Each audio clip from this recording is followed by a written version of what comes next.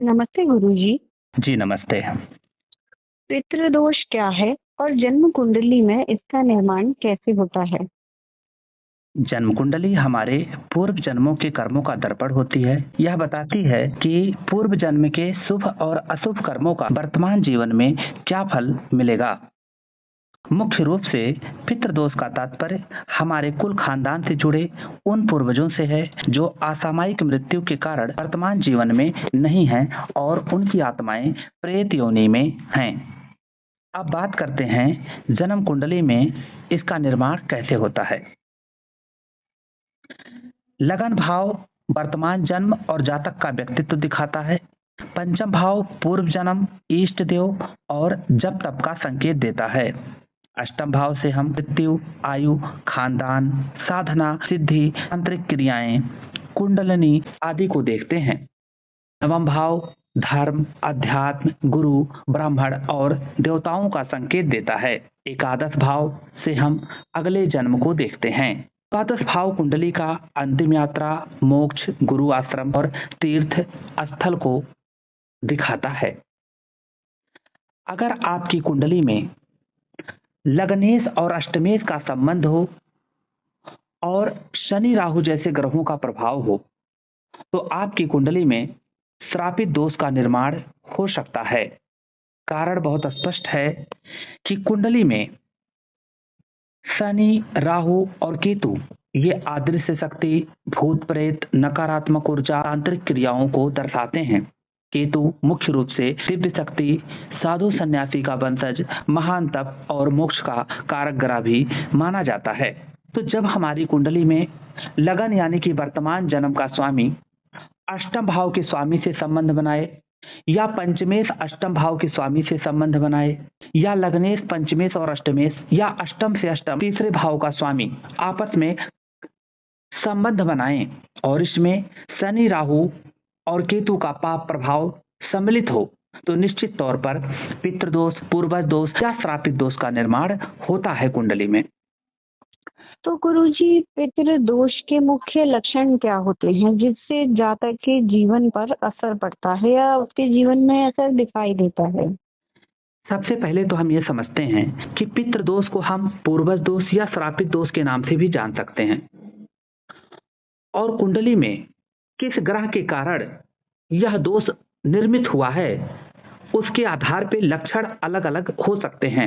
जैसे ज्योतिष शास्त्र में सामान्य रूप से प्रचलित है कि सूर्य से पितृदोष बनता है क्योंकि सूर्य पिता का कारक है।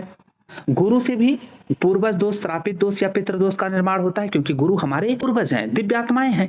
तो अगर सूर्य के कारण पितृदोष का निर्माण हुआ है तो पिता से सुख में या पिता से संबंधों में कमी आएगी, पैतृक संपत्ति का नुकसान हो सकता है, घर में किसी को हड्डी की समस्या, किसी को हृदयघात, किसी को आंखों की समस्या, किसी को सिर की समस्या, किसी को लंबा चलने वाला बुखार आदि हो सकता है।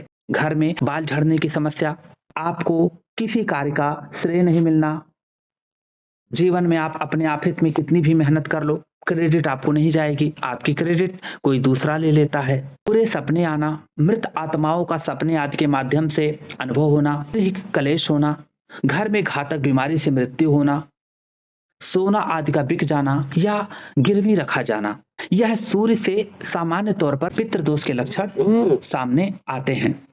अगर यही पितृदोष या श्रापित दोष या पूर्वज दोष आपकी जन्म कुंडली में गुरु के कारण बना हुआ है तो संतान, विशेषकर पुत्र प्राप्ति में बाधा हो सकती है। संतान का स्वास्थ्य या उसकी उन्नति को लेकर आप चिंतित हो सकते हैं। आपके घर में धन का नुकसान हो सकता है, घर में पैसे की बचत नहीं होगी, कर्जे में जा सकते हैं, घर का सोना बेचना पड़ सकता है या गिरवी रखना पड़ सकता है। आपको अपने जीवन में शिक्षा और करियर में सफलता नहीं मिलेगी समय पर। जिस क्षेत्र में आपकी डिग्री है उस क्षेत्र में सफलता जल्दी नहीं मिलेगी।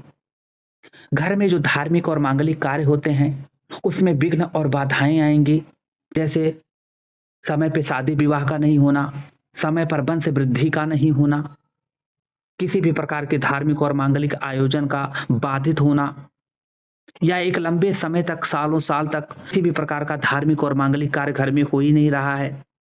अगर आपके घर में कोई फलदार वृक्ष है या हरे पेड़ हैं तो पौधों में फल नहीं आएगा, पौधे सूख जाएंगे।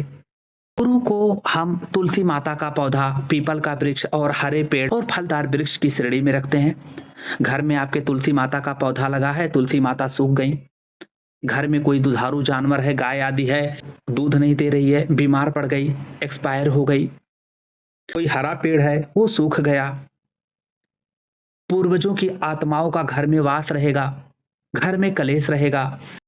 घर के सभी परिवार और सदस्य एक साथ एकजुट नहीं हो पाते। किसी समारोह आदि में एकजुट होते हैं तो उनमें वैचारिक मतभेद और मनभेद होता रहता है।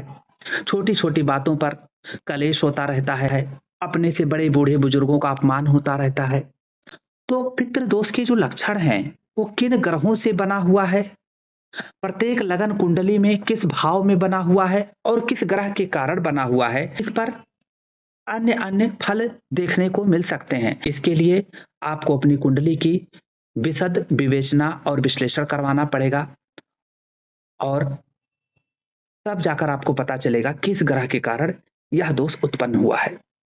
तो गुरुजी, इसके लिए यदि कोई आपसे पर्सनल कुंडली विश्लेषण करवाना चाहे या फिर आपसे पर्सनलाइज्ड एनालिसिस करवाना चाहे तो आप से कैसे जुड़ सकता है? जी, अगर आप हमारे माध्यम से अपनी कुंडली की विवेचना करवाना चाहते हैं, अपनी कुंडली में निर्मित योग और दोषों को जानना चाहते हैं, अपने जीवन की सभी समस्याओं का हल और अपने जीवन के सभी महत्वपूर्ण प्रश्नों का सटीक उत्तर जानना चाहते हैं, तो आपको हमारे यूट्यूब चैनल पे संपर्क सूत्र मिल जाएगा। आप वहां से सीधा संपर्क कर सकते हैं। हम आपकी कुंडली देखकर आपके जीवन के भूतकाल, वर्तमान काल और भविष्य काल को स्वतः बताते हैं और आपके जीवन में जो समस्याएं चल रही हैं उसका सटीक और सरल ज्योतिषीय उपाय भी देते हैं। एक बात और कहना चाहूंगा कि आगे की वीडियोज में हम चर्चा करेंगे कि प्रत्येक ग्रह से हर लगन कुंडली में पितृदोष का निर्माण, पूर्वज दोष का निर्माण या श्रापित दोष का निर्माण कैसे होता है। इस पर आगे वीडियो बनाएंगे। जी।